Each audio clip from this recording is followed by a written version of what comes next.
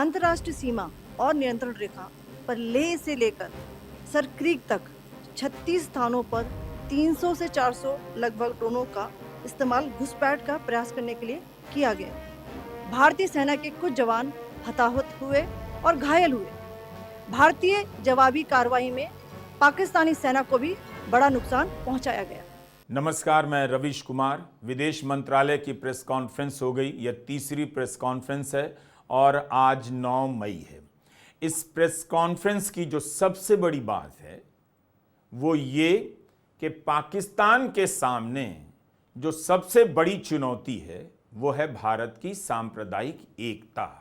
जिस तरह से इस वक्त भारत एकजुट खड़ा है, तमाम धर्मों के लोग सरकार के साथ खड़े हैं, वो भारत के लिए एक बड़ी ताकत बनकर उभर कर सामने आ रहा है। तीनों प्रेस कॉन्फ्रेंस में इस बात पर विदेश सचिव विक्रम मिस्री ने जोर दिया है। इसका मतलब क्या है?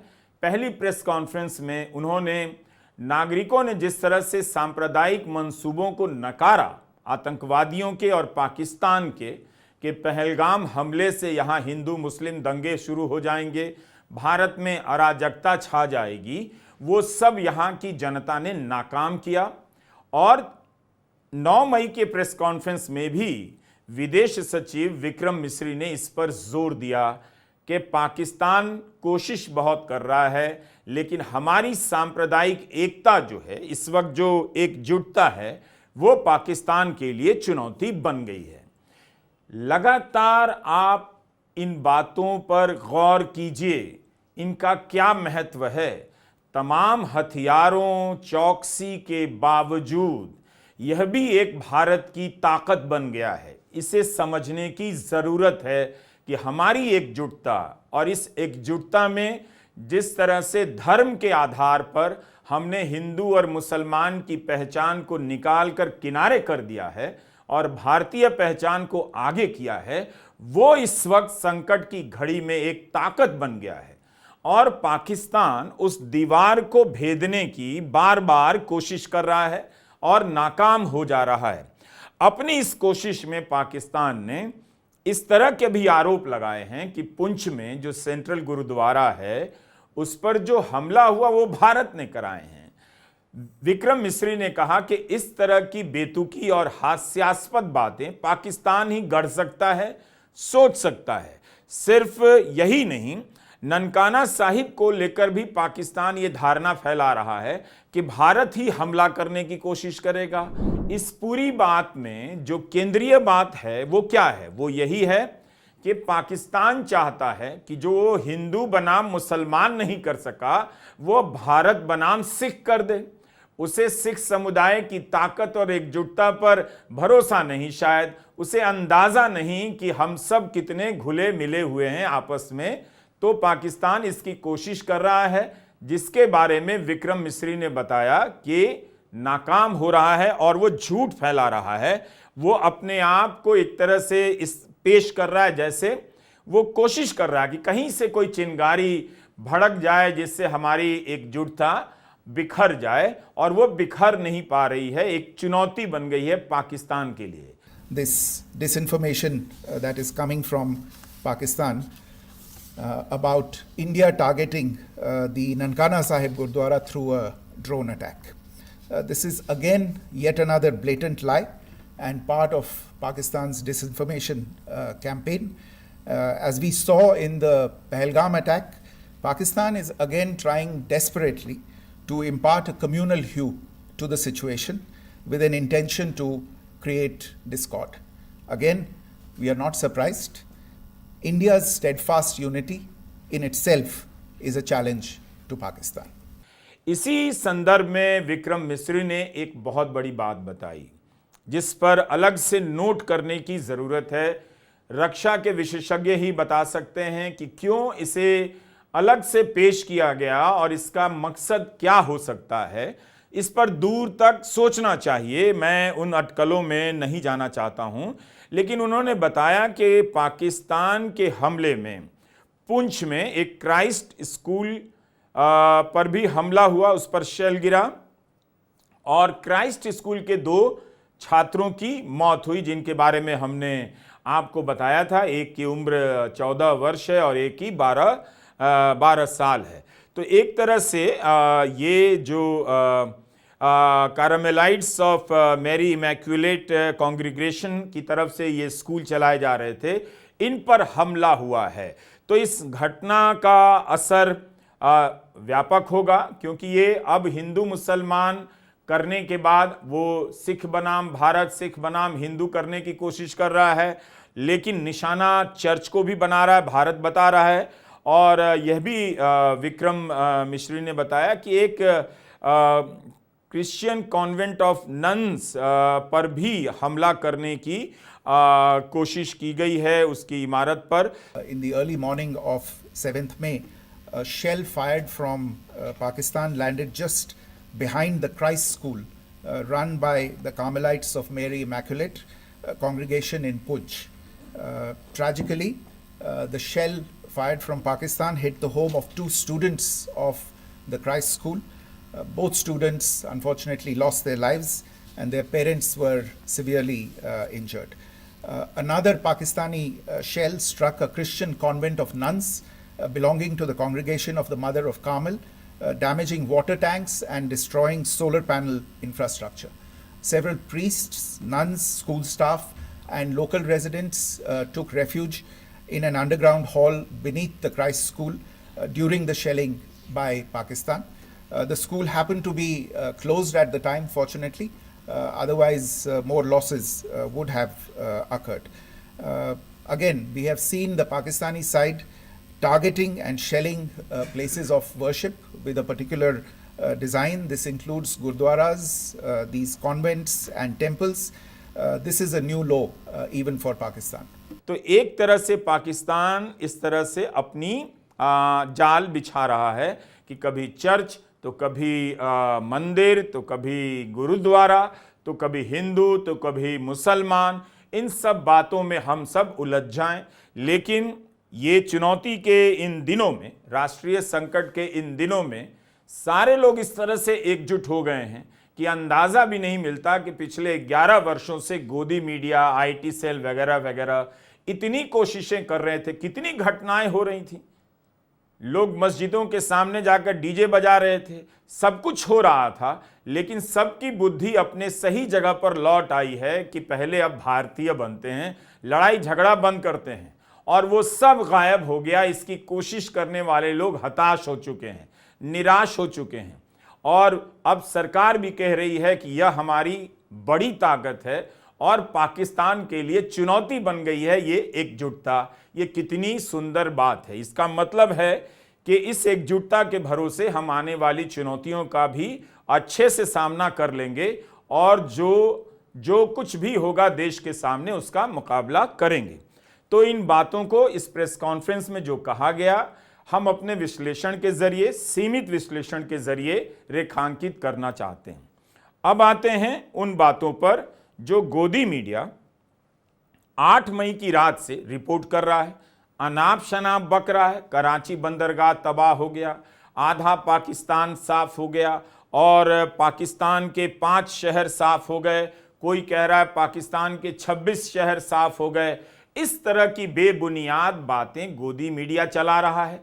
उनके एंकर किस तरह से स्क्रीन पर कूद रहे हैं।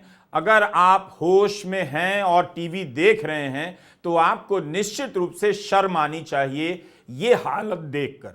आप प्रेस कॉन्फ्रेंस देखिए, उसमें सेना की जो अधिकारी हैं, व्योमिका सिंह विंग कमांडर और सोफिया कुरैशी जो कर्नल हैं, उनकी भाषा देखिए। विदेश सचिव विक्रम मिस्री की भाषा देखिए, कितनी अलग और संयमित है। और इन न्यूज एंकरों को देखिए, इससे लगता है कि इन्हें ना बोलने की कभी ट्रेनिंग दी गई, ना इन्हें शालीनता से मतलब है, ना इन्हें सच से मतलब है। हमला किया जा रहा है, जवाब दिया जा रहा है, उसकी आड़ में ये माहौल बनाने में लगे हुए हैं। लेकिन अनाप शनाप बक रहे हैं, इतना ज्यादा बके जा रहे हैं कि इस प्रेस कॉन्फ्रेंस में सरकार ने उनसे बहुत बड़ी दूरी बना ली है। एक भी उनके दावे पर सरकार ने किसी भी तरह से कमेंट नहीं किया, इशारा भी नहीं दिया जिससे आप अनुमान लगा सकें कि 8 मई की रात से और पूरे दिन 9 मई के गोदी मीडिया जिस तरह की बातें कह रहा है उसमें सच्चाई के कुछ अंश हो सकते हैं। तो पूरी प्रेस कॉन्फ्रेंस में यह जो तीसरी प्रेस कॉन्फ्रेंस है, इसमें इसकी कोई भनक नहीं मिली।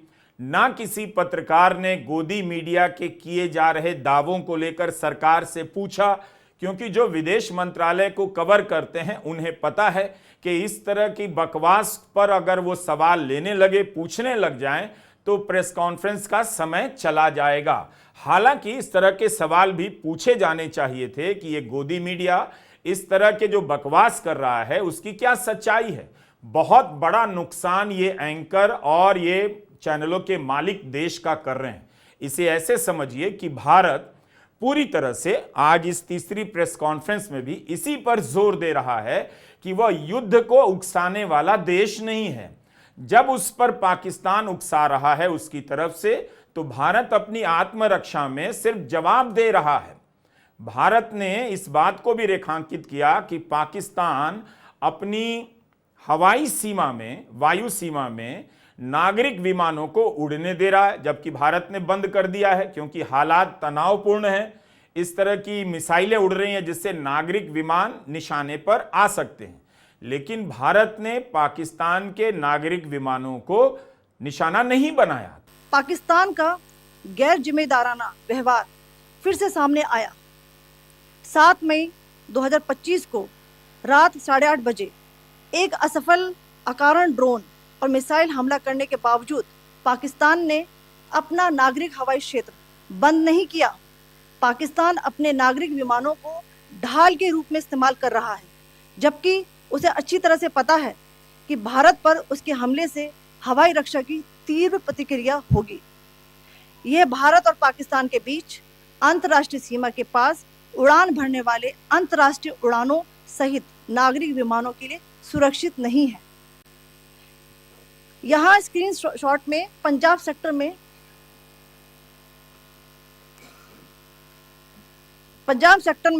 हाई एयर डिफेंस अलर्ट स्थिति के दौरान एप्लीकेशन फ्लाइट रडार 24 का डेटा दिखाया गया है। जैसा कि आप देख रहे हैं, यहाँ पर भारतीय पक्ष का हवाई क्षेत्र घोषित बंद के कारण नागरिक हवाई यातायात से पूरी तरह से रहित है। कराची और लाहौर के बीच के हवाई अड्डे मार्ग पर नागरिक एयरलाइंस उड़ान भर रही है। हाई अलर्ट किया गया है विमान फ्लाइनेस एविएशन का एयरबस 320, जैसा कि आप यहाँ देख रहे हैं, जो कि शाम को 5:50 बजे दमम से शुरू हुआ और रात को 9:10 बजे लाहौर में उतरा। ये सारा डिटेल्स आप यहाँ देख रहे हैं, ये डिटेल्स यहाँ लिखा हुआ है। Can you see this?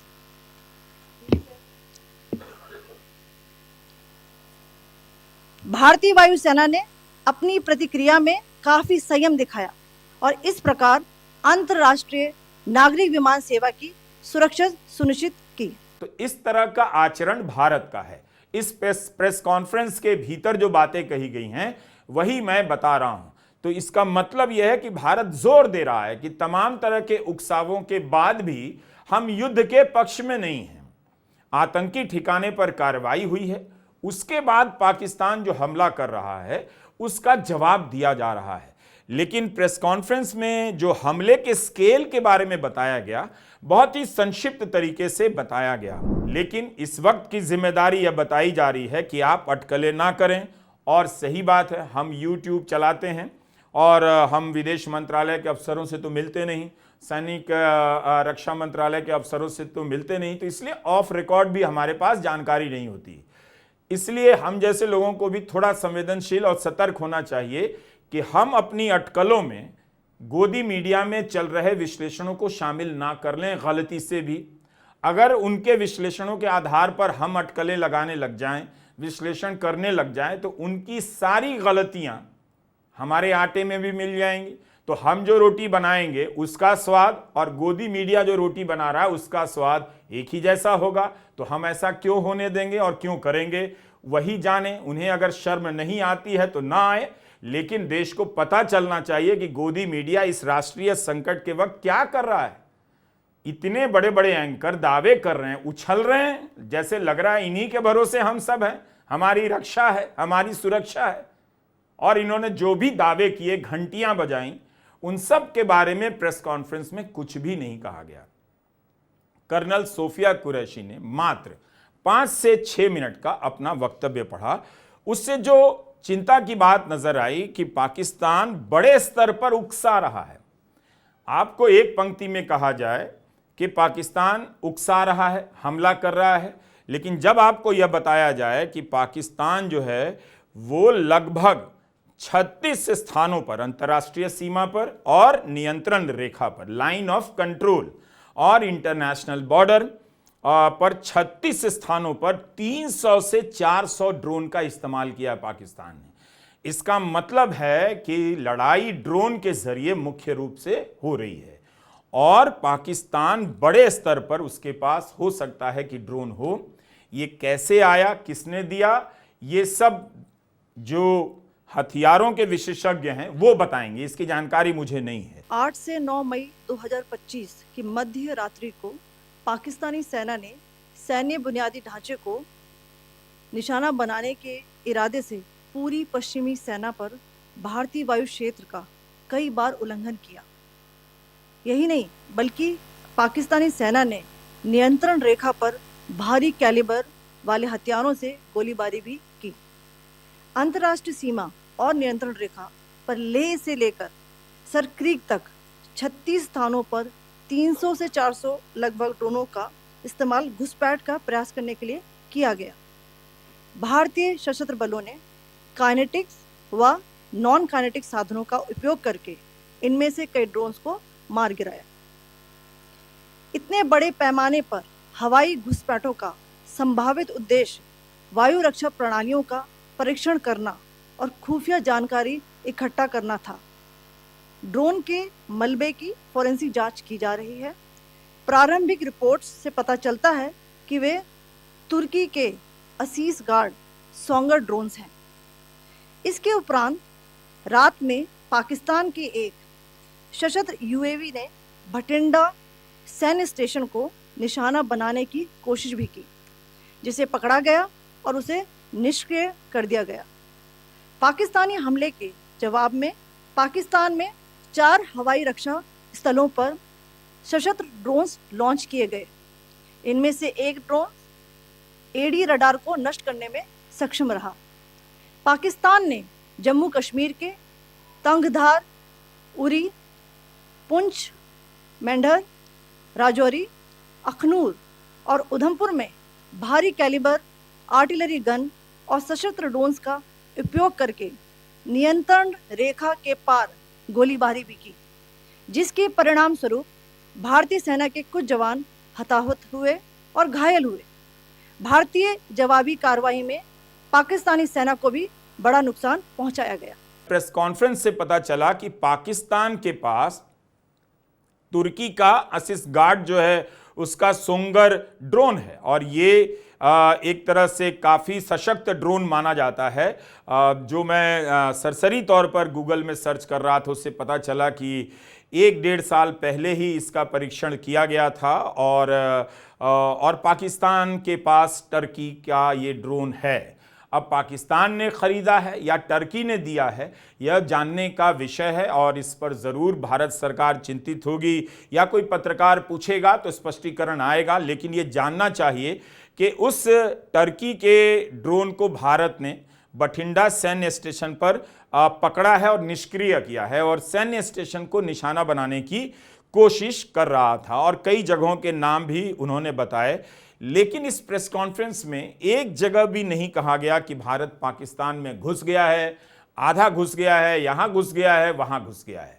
तो गोदी मीडिया जो आप देख रहे हैं घंटों बैठ कर कि यहाँ पर तनाव से संबंधित, टकराव से संबंधित या युद्ध की आशंका से संबंधित कोई पुख्ता जानकारी मिलेगी, ये लोग आपको बेवकूफ़ बना रहे हैं। हम चाहते हैं कि आप कर्नल सोफिया कुरैशी का ये संबोधन सुन लें और पूरा सुने और आपको पता चल जाएगा कि इस तरह की स्थिति में जब टकराव होता है तो कितना संक्षिप्त रूप से जानकारियां कितनी संक्षिप्त हो जाती हैं।